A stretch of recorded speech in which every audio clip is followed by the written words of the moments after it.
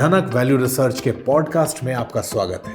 आप सुन रहे हैं फर्स्ट पेज कॉलम, जिसको धीरेन्द्र कुमार ने लिखा है। एआई तो है, पर एआई नहीं, ऑटोमेटेड मशीन से मिलने वाली फाइनेंस पर सलाह कैसी होनी चाहिए।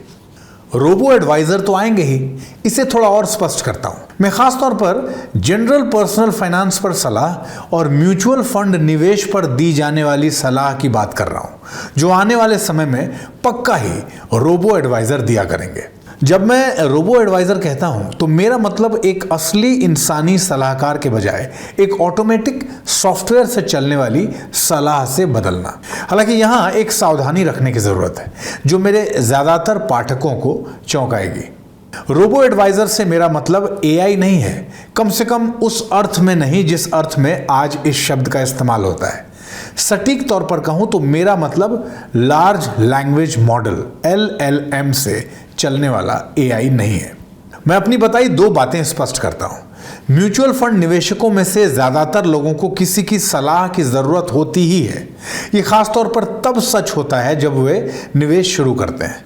हालांकि तब जो पैसा वो निवेश कर रहे होते हैं वो उनके लिए किसी बड़े और सक्षम सलाहकार से पर्सनल इंसानी सलाह पाने के लिए काफी नहीं होता। इससे कई निवेशक, खासकर मध्यम वर्गीय या करियर की शुरुआती दौर वाले युवा निवेशकों के लिए निवेश में उतरने की एक बड़ी रुकावट पैदा करता है।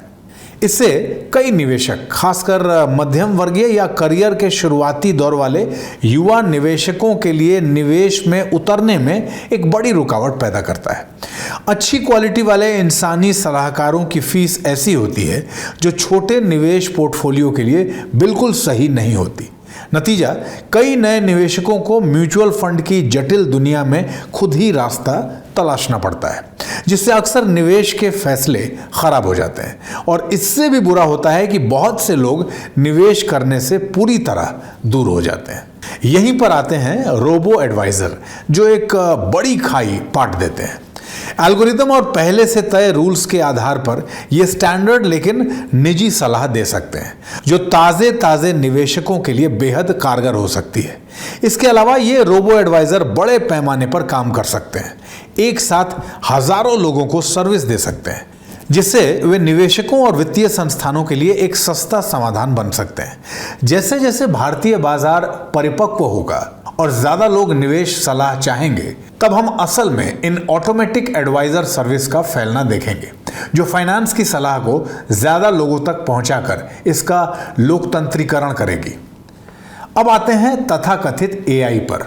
सलाह चाहे कोई भी हो, उसे पारदर्शी, समझ में आने वाली और इस्तेमाल के लायक होना चाहिए। मिसाल के तौर पर अगर सलाह में कहा जाए कि अपने पैसे का 30% सोने में निवेश करें, सिस्टम के नियमों में स्पष्ट और समझने लायक तर्क होना चाहिए। इसके अलावा पारदर्शिता और कंप्लायंस के लिए सलाह देने वाले संस्थान ये साफ साफ बताने में सक्षम होने चाहिए कि कोई भी सलाह क्यों दी गई है। ये जरूरतें LLM नहीं पूरा कर सकता। इसके बजाय एक ऑटोमेटिक एडवाइजरी सिस्टम को स्पष्ट रूप से बताए गए नियमों के सेट से अपने निष्कर्ष निकालकर एक इंसानी एक्सपर्ट को फॉलो करना चाहिए, और उसे इंसानी एक्सपर्ट द्वारा किए जाने वाले काम पर आधारित होना चाहिए। जो लोग एआई का इतिहास जानते हैं वो मुस्कुरा रहे होंगे, क्योंकि जो बात मैंने अभी कही है जानबूझकर वो एक एक्सपर्ट सिस्टम का वर्णन है, जिसे पहले एआई समझा जाता था।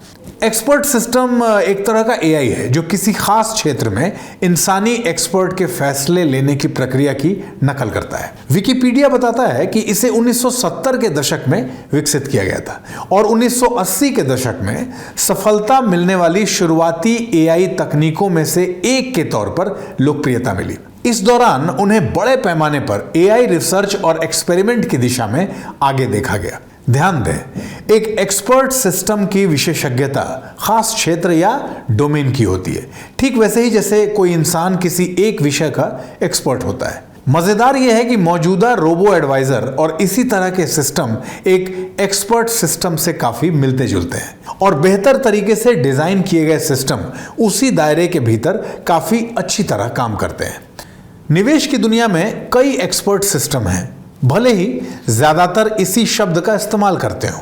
स्प्रेडशीट से लेकर वैल्यू रिसर्च के नए फंड एडवाइजर सिस्टम तक यह परिभाषा कई सिस्टम पर फिट बैठती है। फिर भले ही आज किसी को भी एआई नहीं कहा जा सकता क्योंकि शब्द के अर्थ बदल गए हैं।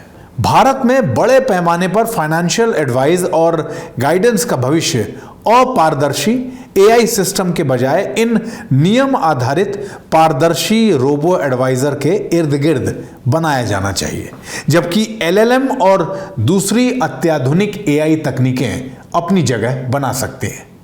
फाइनेंस पर फैसलों की अहमियत का स्वभाव ज्यादा जवाबदेह नजरिए की मांग करता है।